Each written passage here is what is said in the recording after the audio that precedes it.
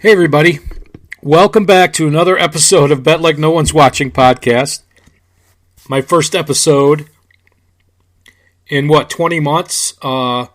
Pretty amazed that I found the time to do this. I guess with the quarantine, everybody's found time to do things they never thought they'd get to do again.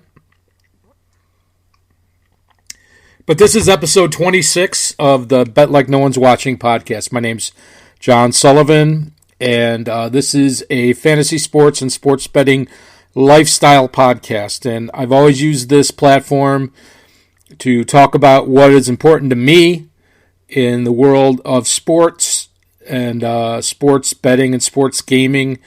And because there are no sports going on right now, we're going to talk a little bit about what I've been up to, what I plan on being up to in the future, and also some sports-related stuff that other people are talking about right now that I feel like I need to talk about. So that's a good teaser for you.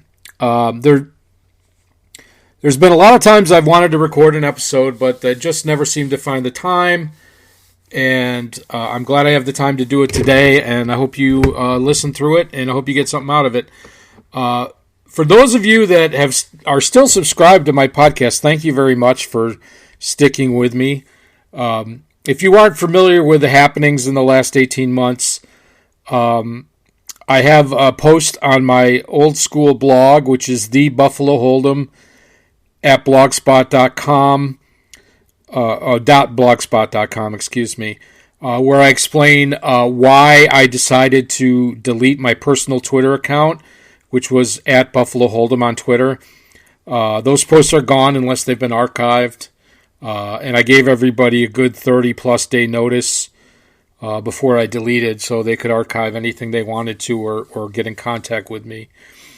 But I talked about how Twitter was becoming a time suck for me. It wasn't that I didn't enjoy it. I did. I just didn't feel like it was a productive use of my time. And I felt like it was more about keeping people informed on, what I like to call the dark side of the sports gaming industry, and not being productive in helping people learn how to try to find an edge in fantasy or sports betting, and that's why I moved on to a different project. So shortly after I deleted my Twitter, I started a new video podcast with the people at FingerLakes1.com. They have a YouTube channel called FingerLakes1. They're local to me, an internet television station. They do about 10 to 15 internet-based programs, including mine. I do a live half hour every week. At least I did up until the quarantine forced all the stoppage of all the sports. So it's been about a month since I stopped doing that. But for a good year and a half, I've been doing a live half-hour show every week. And the show is designed for the beginning to intermediate sports bettor. And it's designed to be educational. So I spend about half of my show usually with a lesson or an important issue that may pop up in the sports betting world. And then I usually spend the second half of the show talking about the games that week that I'm interested in and that I like to bet on, and any usually popular sporting events that people bet on. I talk about those and give my input, and I keep a track of all my wagers and my wager sizes and my bankroll on the show. So there's always, a review of the last show at the beginning of the new show, and something a lot of people don't do, or people like the Daily Wager folks, they'll put it in tiny, tiny font so you can't even see it on the screen.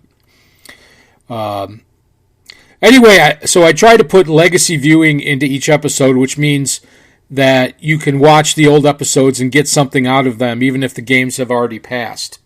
So all of the episodes are up on YouTube. There's even a playlist made of all the episodes if you want to catch up on it. And if you want to see my gigantic head live. You can tune in Fridays at 11:30 a.m. Eastern. And I'd be happy to have you come view the show. And if any of you even want to be on the show, you're welcome to join me. Just let me know.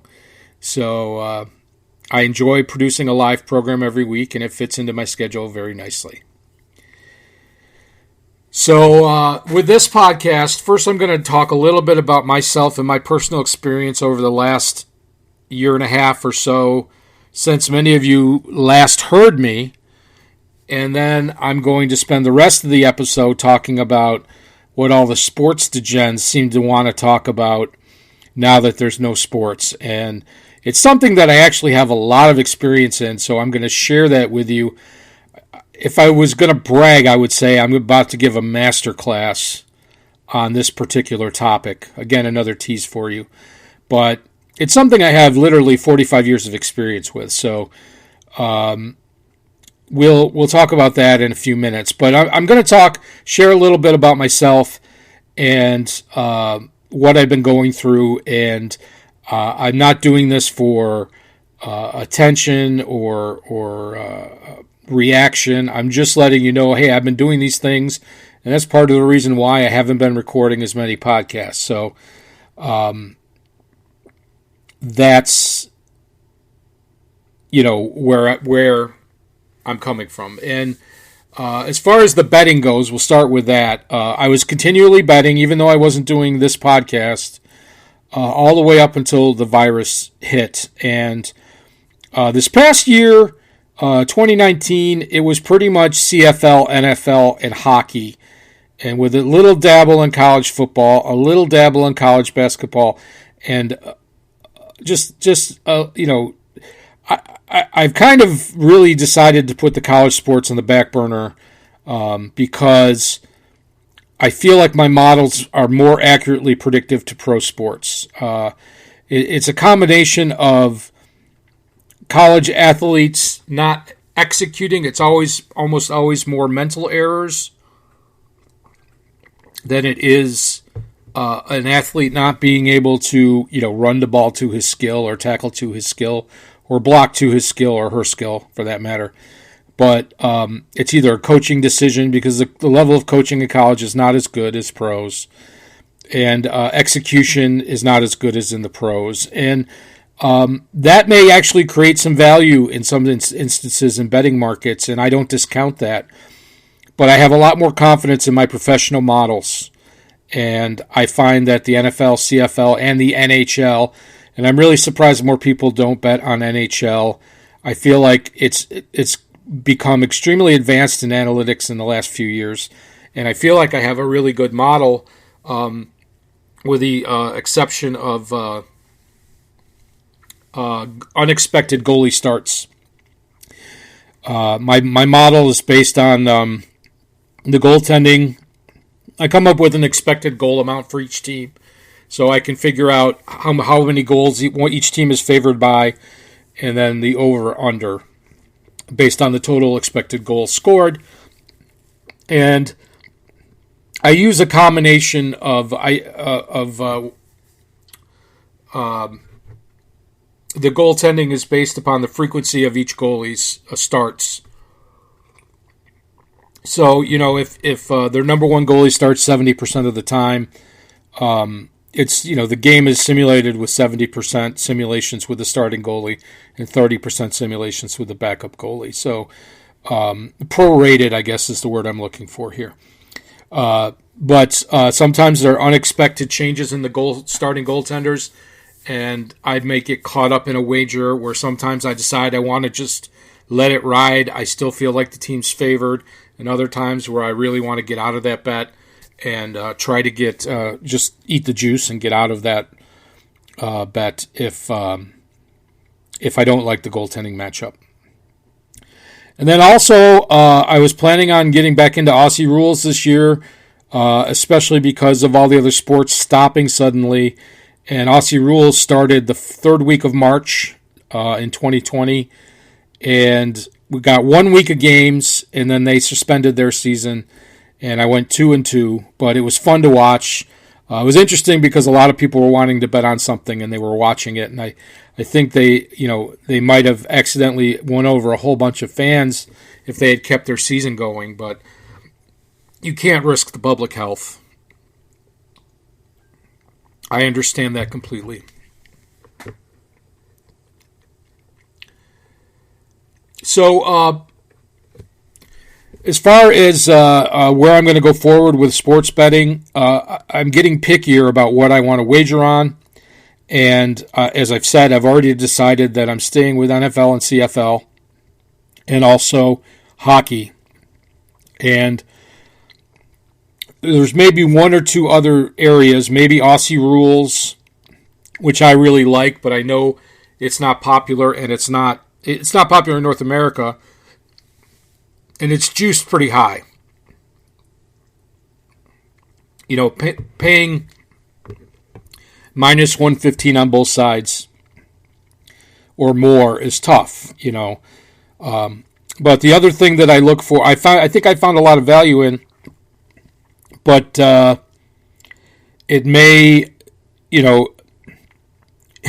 the odds may be longer, so you might go a few weeks in between cashes, is motorsports. NASCAR, Formula One, and IndyCar are the three in particular that I follow. And I'm going to give you my first pro tip of the year here, and that's handicapping motorsports. And if you're not a motorsports expert and you want to bet on a race, here is a very, very easy way to handicap for daily fantasy sports or for motorsports wagers. And what you have to do is the week of the event. So if the race is on a Sunday, whether it's Formula One or whether it's NASCAR or whatever, the Monday before, or the Sunday before, even the Sunday night before, a whole week before, you want to get the opening odds on who's going to win the race. And you want to print that out, save it to a file, whatever, and the opening odds when they just come out. Copy that, save it, and then wait until the night before the race or the morning of the race and go back and look at the odds and see which drivers' odds have changed the most, have gone down the most. And those are the drivers that you want to focus your bets on, or if you're playing DFS, you want to focus your rosters on, because I guarantee that those are the drivers that are going to be the best values, because the prices come out the beginning of the week and they don't change. So in DFS, those are guaranteed going to be your best bets to put on your roster, and then you can fill in your rosters around other drivers. But if you're going to bet, if you can't get good odds on those drivers, you can do what's called the head-to-head bet, where they'll put up matchups of two drivers, and whoever finishes higher, it's usually pretty even juice. And so you want to look at those drivers in the head-to-head matchups, and you can bet on those. So pro tip number one today is if you follow the odds, you don't have to be an expert on NASCAR or Formula One, but if you look at the odds at the beginning of the week and the end of the week, you're going to see which markets move the most and which drivers have the most respect going into the race on that day. And that's I like sporting events that go once a week. I mean, hockey goes 2 to 3 times a week. Every day, really, if you're betting on the whole league. But, NFL is over the weekend, and CFL is over the weekend, and NASCAR is over the weekend. So you have the whole week to ruminate over what you want to bet on and why. And I find I just do better when I have time to think about it. When you're betting baseball and you're up at 10 o'clock in the morning and you're trying to get money down just past the openers when they open up the limits and all the lines are moving, and if you don't place your bet within a 5-minute window, the value's gone, and it's incredibly frustrating. And it also with NBA, you place a bet and you get a good number, and then it's 7:30, the game's 8 o'clock, and they announce that Harden's out or LeBron's out, and all the value in your bet has instantly disappeared. And frustrating things. I haven't been able to find a good groove for those sports, and I think I'm better off just leaving them alone and specializing in these weekly sports that have, several days between events. They just seem to work out better for me.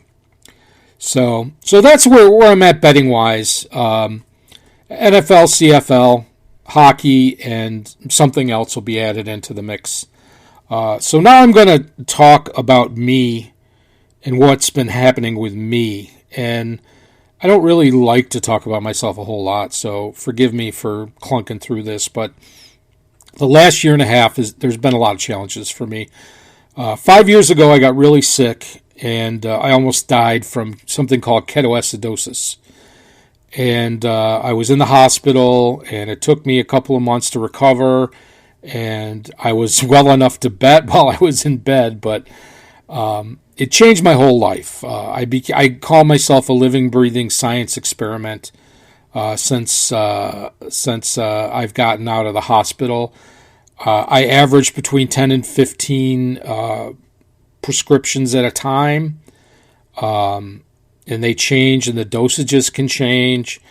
And when you're on that many medications, if you change one thing, even if you're just changing the dosage and not the actual medicine itself, it can screw up your body for a couple of weeks. And I don't always feel that great. There's days where I just don't feel great. And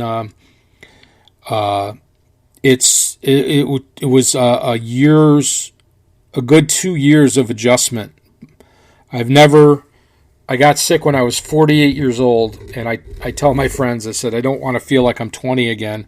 I want to feel like I'm 48 again. I've never been the same since this episode. And although I have a more public face now, and I do a live show every week, and everybody knows my name, and it's just I don't know. I don't consider myself a personality, so it's just me talking about things I do and things I like to do. So anyway, this past fall, I ended up with a bone infection in my foot, and it did not respond to antibiotic treatment, and I ended up getting a partial amputation on my left foot.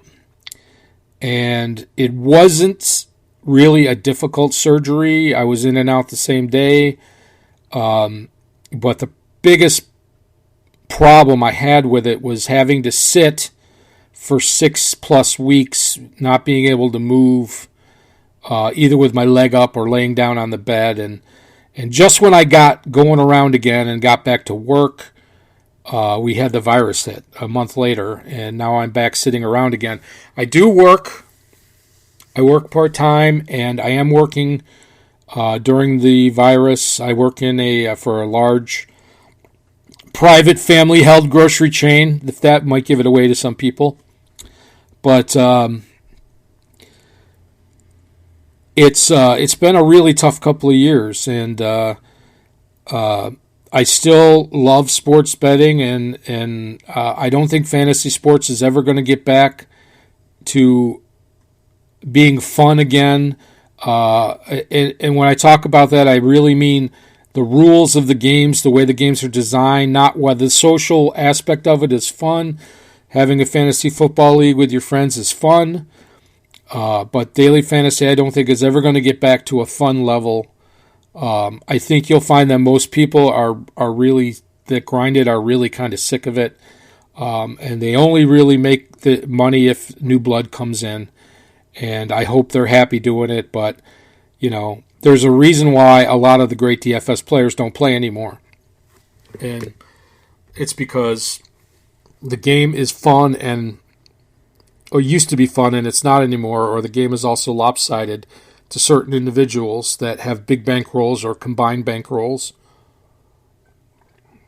And I am certainly not one of those people, so I hope that someday that story gets told in a more honest light. DraftKings went public this week, and they bought up all of the companies that were doing innovation. And I can't fault Jason Robbins for being a good businessman, but he's not a good person. I'm sorry, Jason. I'm happy for you if that's what you've always wanted. He said he always wanted to be a sports book. He never wanted to be a fantasy company, which I don't believe. But So right, as far as getting back to myself, as far as I'm concerned, I'm healthy, somewhat. For my age, I'm healthy. I feel pretty good. I work part time, and I'm glad to be alive. And I just don't think anybody could ask for anything more than that. And I was just listening to a podcast of Rufus Peabody and Peter Jennings and Jeff Ma, and they were name dropping and talking about their net worths and stuff, and it made me kind of sick to my stomach. And I think they're good guys. I don't want to hate on them. The part of me does. I have to be honest and say part of me wants to hate on them, but I can't do it publicly. I also think Rufus eventually will become a civilian. I've had DMs with him, and he definitely has some of that autism spectrum going on there. And he's a very entertaining person, and he's very smart, and he's starting to wake up to some of the sports betting nonsense. And eventually he's going to come around. They'll give him a good name, and he might become the deputy mayor of Seaville someday. So now that I've talked about myself and bounced around a little bit, I'm going to talk about what all the sports degens are talking about now that there's no sports. And there's two things. One I'm going to cover very quickly, and one I'm going to spend a long time talking about. And if you're not interested in the one I'm going to talk about, you probably just turn off the podcast. But the two things that everybody's talking about are poker and sports cards. So I have experience in both, and I'm going to talk a little bit about both, or a lot about one of them. But people build up their hit counts, their likes, their retweets, their views. That's the currency in this world we live in today. And so all these people like Kelly in Vegas and Barstool and Roto Grinders and all these companies, Action Network, that built these sports-related businesses that don't have sports have to go somewhere. So they're talking about horse racing or poker or sports cards. It's really funny to me how somebody quickly becomes an expert in another field when the sports get suspended.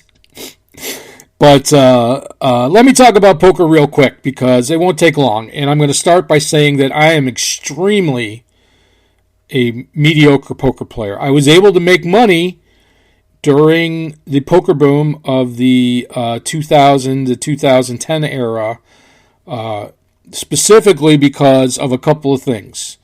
Number one, I got advertising revenue, and I got rakeback deals, and that helped me from losing money, and I was a bonus whore. If you remember bonus whoring, I would take advantage of all of those.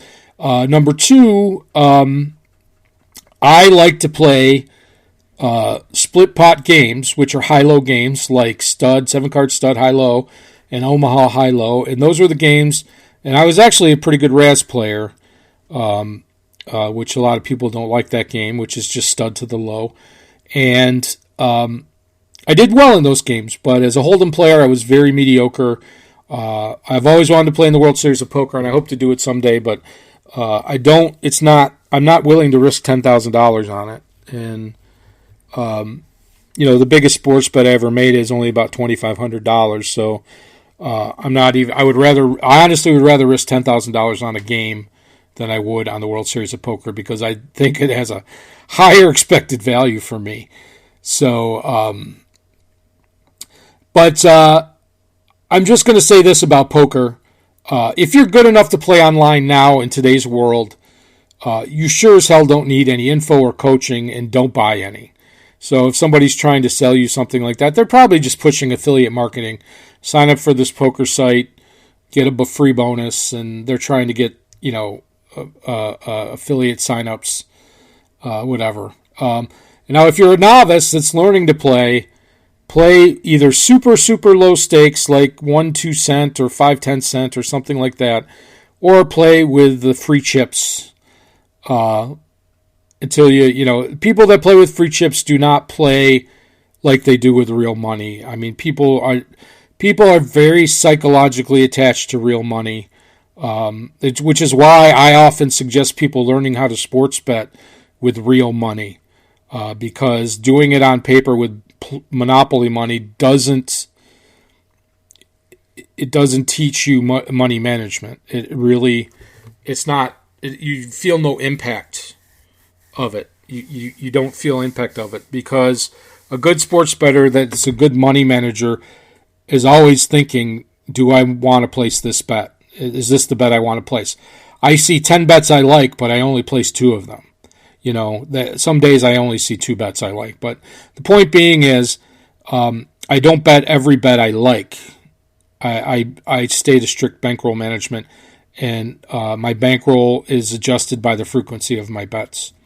So I feel like real money teaches you. But for poker, I feel like if you put $20 on a poker site and you play 5 and 10 cent, you're going to be fine. Even if you don't win a lot even if you lose right away, you'll learn.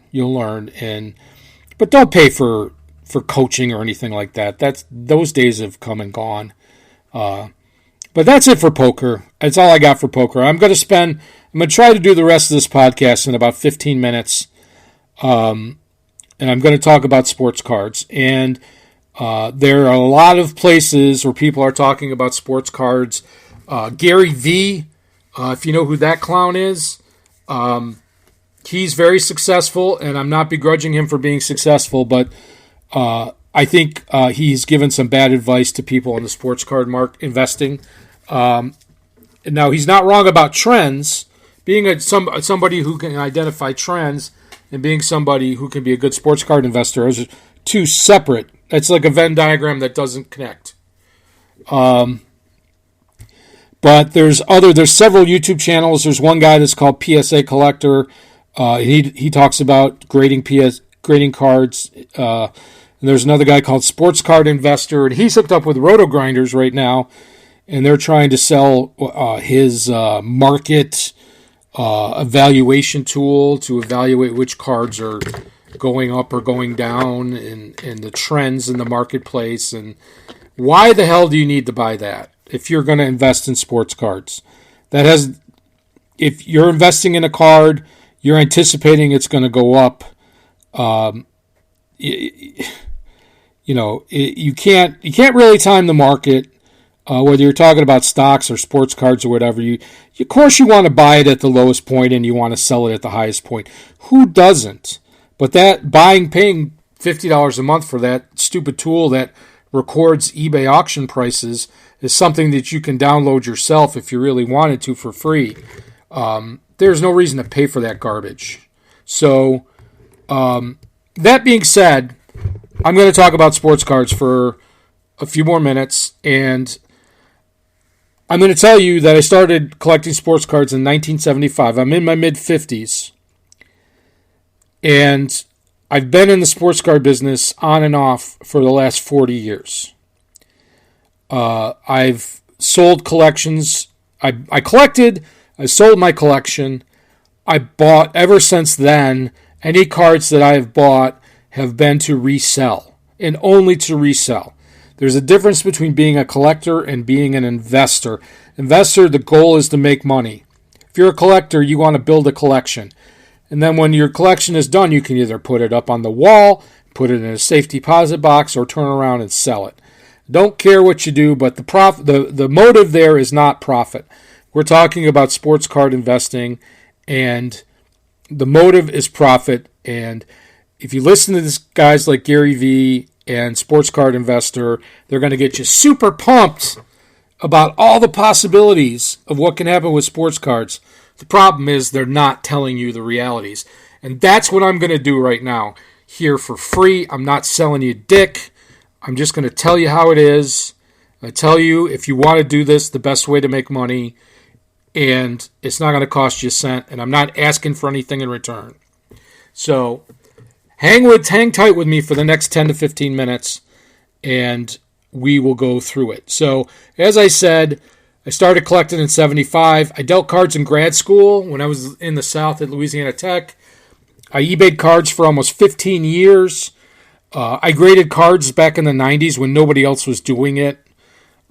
Even though I got out of it for a few years when I got into fantasy, I still followed the market. So I feel like some of these guys are giving cringy advice. They all give some slivers of good advice. But the problem is they just paint the rosiest picture of the possibility. Yes, something sold for 80 times what they paid for it. Or yes, that does happen in the sports card market. But if you're going to go down the road that they're telling you to go down, you're going to take a lot of losses along with that one big breakout card. And I'm going to tell you how to avoid that. And the other thing they're not talking about is they are talking about a comeback in the sports card market, a boom, a second boom, and that's a possibility as well. I'm not going to deny that. But at the same time, if you remember the last boom and what happened with all those cards and how valuable they became, you're looking at the same thing happening over again. So if there is a boom, it's not necessarily a time to go into the new cards. I'm going to talk about sports cards. I'm going to give you your primer, and then I'm going to spend a few minutes telling you what you should invest in if you're going to go forward with this, and then we'll wrap it up. So what I'm going to tell you about sports cards is there's basically three areas of sports card. There is unopened product, there's raw cards or raw product, and there are graded cards, also known as graded product. And those are the three main aspects of sports cards.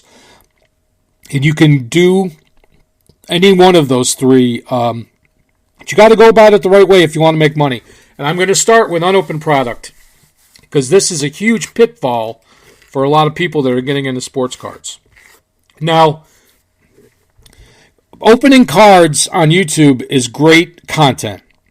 You see guys opening packs. Maybe I'll pull a $50,000 card. Now, I've had luck opening some. I opened a $10 box one time, and I pulled out a Ty Cobb bat card, which I'd sold for a few $100s. That happens. Sometimes it happens. But if you are investing in sports cards, if you buy unopened product, you have to keep it unopened. Do not resist the temptation to open the cards. Do not open the cards. Because the perceived value of that box is the probability of pulling the best card from that series. So if it's a 2011 Topps box baseball, then that's Mike Trout rookie card or whatever year that was. The value of that box is based upon pulling a Mike Trout card. If you open it, you might get a Mike Trout card, but you're also going to end up with a bunch of singles of raw cards that are virtually worthless that you'll either throw out or you'll give away or you'll sell for nothing. And it'll be the simplest way I can put it is that 99.44% of the time, you're not getting your value back by opening the box.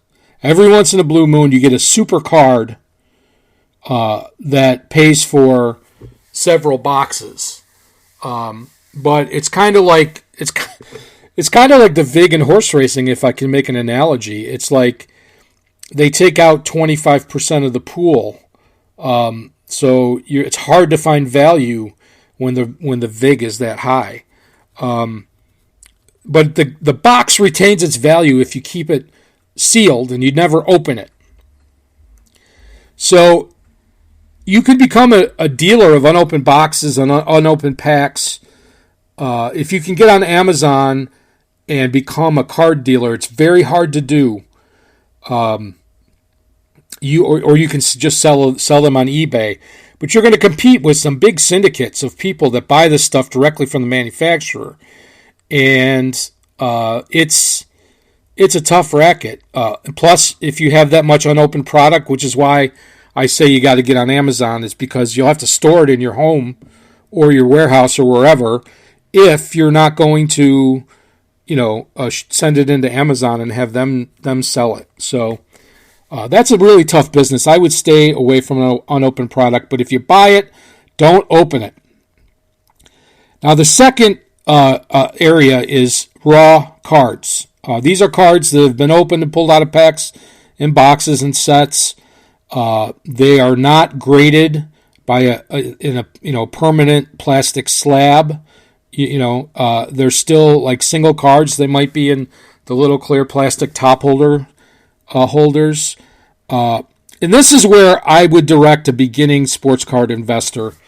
You need to start with raw, unless you have a substantial bankroll to work with. If you're just a nickel and dimer, I would buy raw cards, and I would try to buy the most limited versions of whatever you're going to invest in. So, we'll go back to the Mike Trout example. They have a Mike Trout rookie.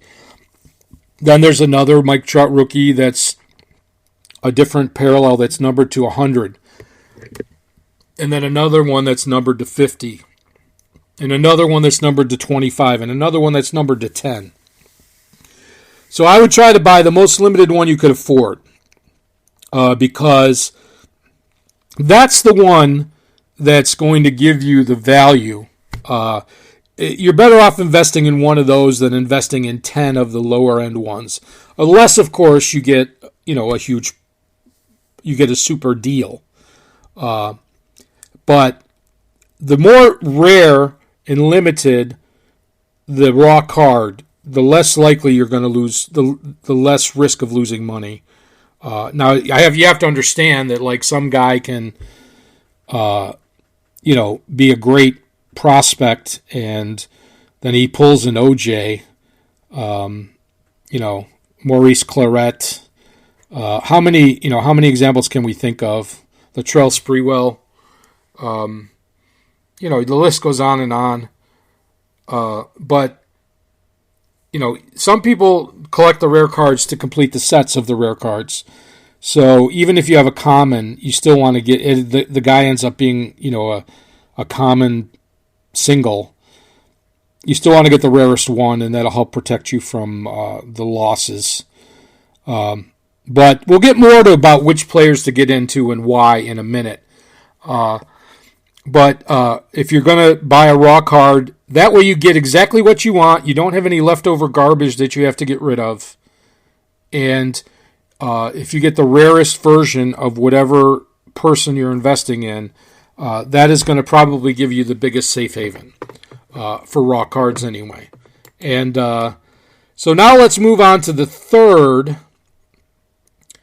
Oh, before we move on to the third, I'm going to say if you're buying raw cards and you also happen to be a coin nerd or a jewelry nerd, and you have what's called a loupe, a professional loupe, which is a magnifying device, you can look at your cards under extreme magnification and get them, see if they're in good shape, and then get them graded. And we're going to talk about graded cards now. Some people believe that they can buy the raw cards and then get them graded and make money that way. And I'm going to tell you it's a lot harder than it looks because I've done it. And let me talk about graded cards for a minute. So there are 3 or 4 companies I deal with in graded cards, and anyone that's not outside of those companies, I do not consider buying the card because I don't consider it to be an authentic card. So graded cards, there's several companies, as I said, and there isn't a 100% uniform grading scale, but what happens is the card gets sent into a grading company. The grader, which is a human, looks at it, and for the most part grades it on a scale of 1 to 10, with 9 being mint and 10 being gem mint or pristine. And 10s can sell for multiples of what a 9 sells for. And that's why people buy the new cards that are made in the last 20, 25 years and they send them in and try to get them graded 10s so they can make multiples of money. I tried to do this myself, and like I said, it's a lot harder than it looks, and there's two reasons why. And before I just get into those two reasons, I want to say, if you're going to do graded cards, it's got to be either PSA, BGS, SGC, or if hockey, KSA I also do. Now, BGS has a sister slab called BVG for Beckett Vintage Grading. If the card's before 1980, they put it in a BVG slab. So BGS or BVG. If it doesn't say those exact letters on it, I don't mess with those graded cards. It's got to say PSA, BGS, BVG, SGC, and then KSA. I won't consider buying anything that's not, because I feel confident that if you buy one of those slabs, you're getting a card that was authenticated, which means it hasn't been altered or it's not counterfeit. The grade can always be subjective. So, you buy one that's an 8 and you might resubmit it to another company and it comes back a 9 and vice versa. So, like I said, the grading is done by humans. It's very subjective, and the people often resubmit cards several times to the same grading company, trying to get that 8 to turn into a 9 or that 9 to turn into a 10. And I think that's a big waste of money. That's just me. So, as far as getting your cards graded, I suggest you should try it once. Like, I think if you get a membership to PSA, you pay like $99, and then you get 10 free cards, 10 graded cards, 10 cards to send in and get graded. And you should pick cards that you want to get graded and send them in, and then you get them back, and I guarantee there'll be at least one card that you got a better grade than you thought it would, and there will be more than one card that got a worse grade than you thought it would. It's very subjective. It's done by humans. It's hard. I think it's impossible for humans not to be completely objective. So they obviously play favorites. And this is the part about somebody trying to grade cards for a living that I dissuade them from. And that is that there are certain players in the industry that get better pricing on grading than you and I can get. There are some high volume people that grade high volumes of cards that are getting their cards graded for $2 and $3 a pop, that you and I are paying $5 and $6 and $8 and $10 a pop for. So you're competing against somebody that's not a level playing field. And that's why I feel like if you're going to get into graded cards, you should buy your cards already graded, unless it's something in your collection that there are no graded examples of, because I find that all the time.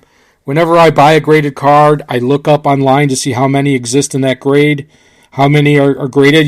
Gary V's on there talking about buying Luka rookie cards, and there's 8,000 PSA 10s, and God knows how many thousand 9.5 BGS of the same card. And, I mean, how rare can that card be?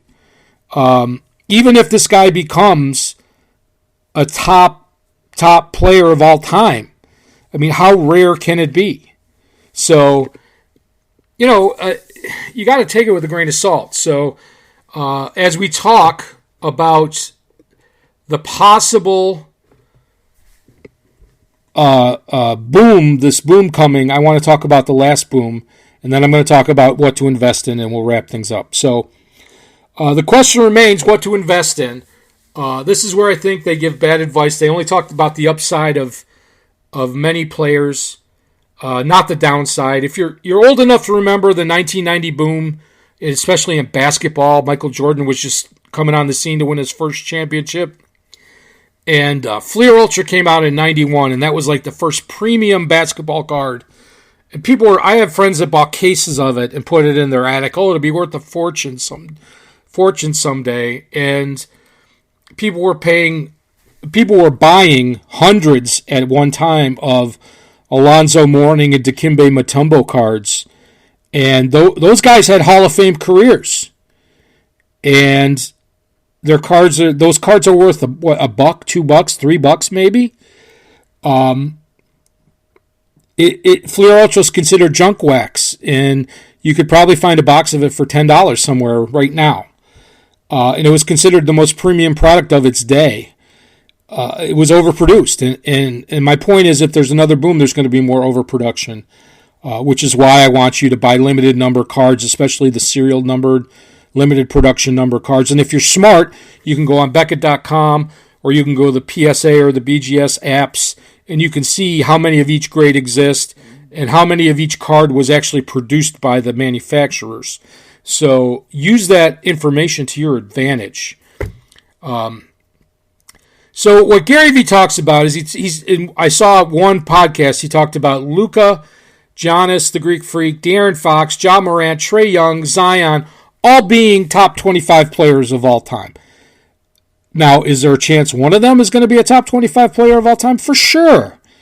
But the point is, you can't invest in them all. You're not going to get enough profit from the one that pops for the ones that don't. He's only talking about upside. He's not talking about downside at all. If you can make a profit on any of these cards today, I would sell them today. What I'm saying is, if you bought a Luka at $100 and it's $700 now, sell it now. I had, McGuire's when he was breaking the home run record, and I was like, no, I'm going to hold on to him. And boy, that was a huge mistake. And anyway, especially since this record only lasted a couple of years. But I digress. What you want to invest is something with much lower risk but the same upside. And I'll explain what that is. You want to invest in players that are already considered Hall of Fame caliber, but still have a chance to move up into the conversation of being the best ever. And that's something, it's got, I call it high floor, high ceiling, because the players, the chance of their cards going lower are pretty low. They really have to pull an OJ to go lower. But their chances of going higher are also still pretty good. And in each sport, I've got an example for you. And so in basketball, it's obvious that is LeBron James. He's already in the conversation for the greatest player ever. And if he ends up winning another title with the Lakers, that's, if he breaks Kareem's scoring record, if he stays around long enough to do that, I don't know if he will. But nobody else is close. Nobody else is in the conversation. Nobody else in the league is in the conversation for the greatest player of all time. Maybe if Durant comes back and leads the, whoever he signs, whoever he plays to a championship, he's probably, in my opinion, the next on the list. Harden doesn't play any defense. He's not an all-time great. He's a great scorer, but he's not in the conversation of being the best basketball player ever. In baseball, it's Mike Trout, and nobody else. There's a lot of good young players, and who knows what's going to happen with some of them. But there's nobody else in baseball right now that has the resume that Mike Trout has. He's got 6-8 years already. He's offensively, defensively an amazing player. He's got to stay healthy to go in the conversation of greatest of all time.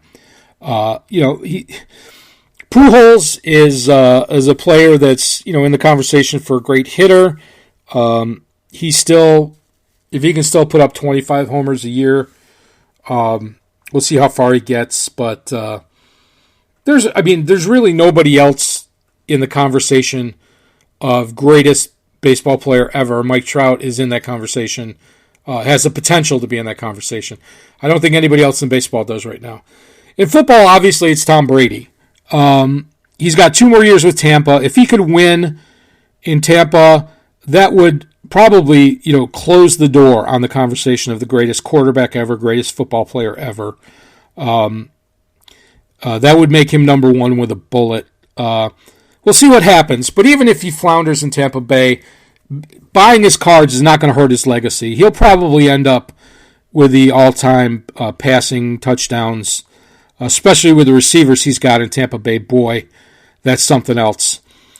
And let's talk about hockey. And you know I love hockey. None of these other clowns that are touting cards right now are talking hockey.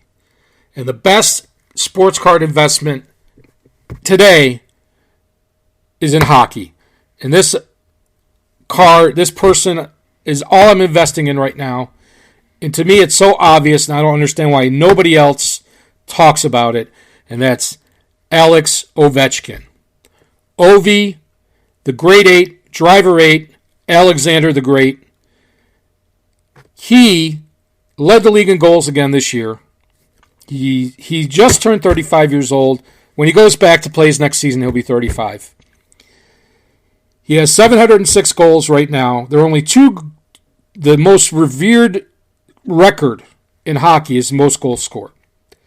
There are only two players with 800 or more goals, and that's Gordie Howe and Wayne Gretzky. Wayne Gretzky has 892, I think, or 896. Gordie Howe has 802. And, of course, they don't count playoff goals in that total.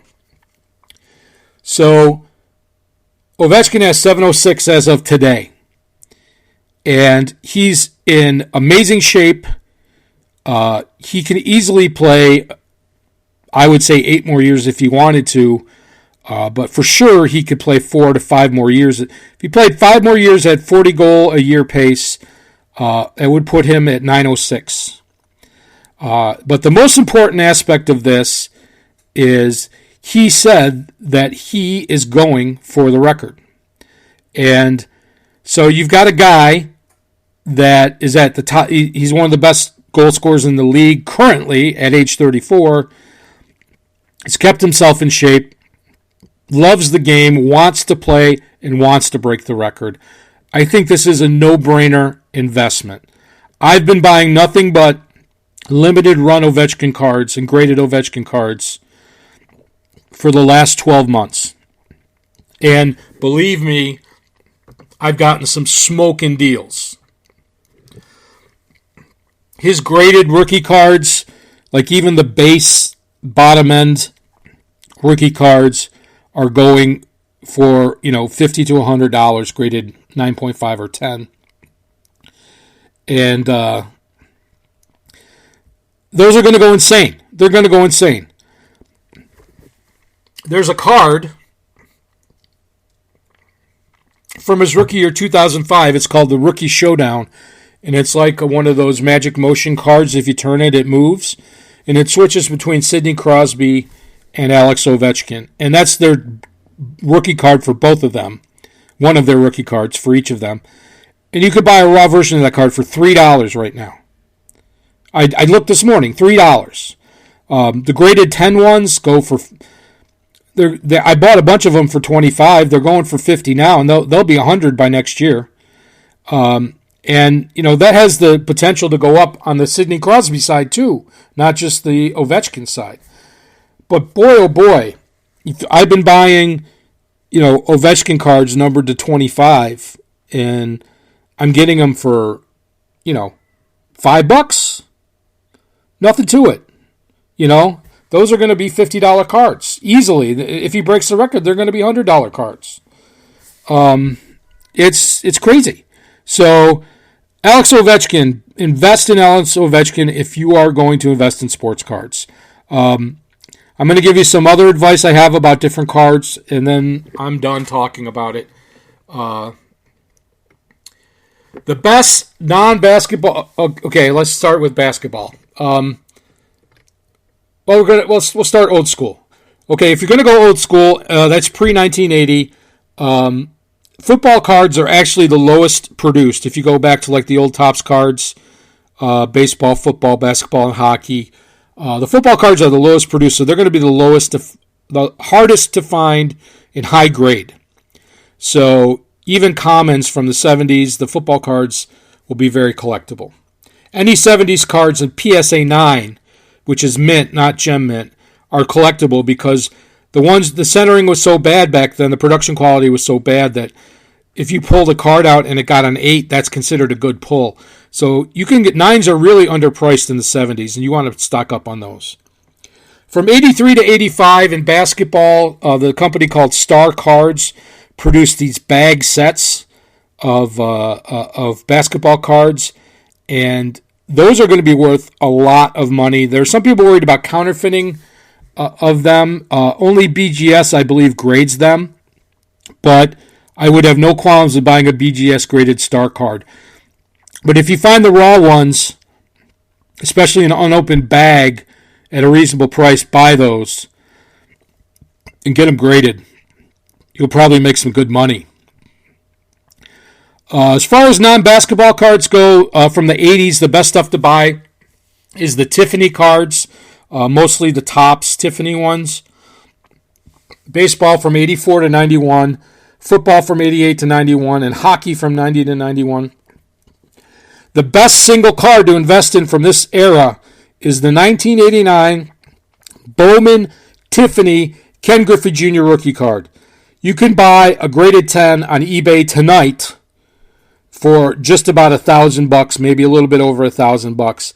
That card is going to be a $10,000 card. It is the rarest rookie card of Ken Griffey Jr., and there's less than 10,000 of that card in existence. And if you buy one graded 10, you've got the best example possible of that card, and there won't be many of them. There might be a couple hundred in the world. So if you've got $1,200 burning a hole in your pocket and you want to invest in sports cards, that is the card I would recommend you invest in. I'd get nothing. I reap no rewards by saying that. I'm just saying that it's a very rare card, and if there is a renaissance in collecting sports cards and a bunch of money does come into it, that's a card that will appreciate tremendously. And if you're going to buy anything in the 90s, I would buy anything Michael Jordan or any of the sports what are called the refractor cards, which had like the shimmer on them, and some of them came with a plastic coating. It says peel off, and if it's graded, it doesn't matter if it has a plastic coating on it or not anymore. The raw ones, you'd like to see the plastic coating on it, but it doesn't really change the value, whether it has the coating or not. It's all about the condition of the card. But the first refractors came out in 92 or 93, and they went all throughout the 90s, and you can get them in every sport, and some of them are pretty rare. So that's it for, and if you're, modern cards, again, go limited. Get the most limited version of whatever card you're looking for. In the 90s, I said Michael Jordan, but I'd also buy Jeters or Mariano Rivera's. Obviously, Rivera is weird. It's like he's like the most popular pitcher since Nolan Ryan, even though he's a reliever. It's very strange. But so that's it. That's my free professional sports card advice. I don't really care if you take it or not, but I thought I would give you guys some good, honest, free advice that these slicksters that have better production value than me are trying to pull over on you. If you made it through to the end, thanks for listening. This went about 15 minutes longer than I thought it would, but when sports return, please catch my new podcast, Sportsbook Confidential, on the Figure Lakes 1 channel on YouTube.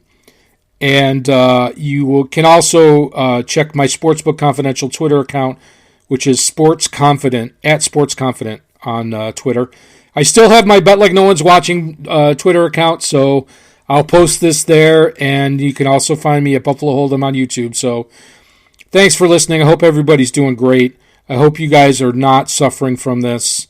I hope you're working, doing things that make you happy. Life's too short. You got to find stuff you like and go for it. So I'm happy to be back. I hope you're happy to be back, and let's have a great 2020 when all this craziness is over. So thanks very much, guys. We'll see you next time. I really appreciate you listening. Take care.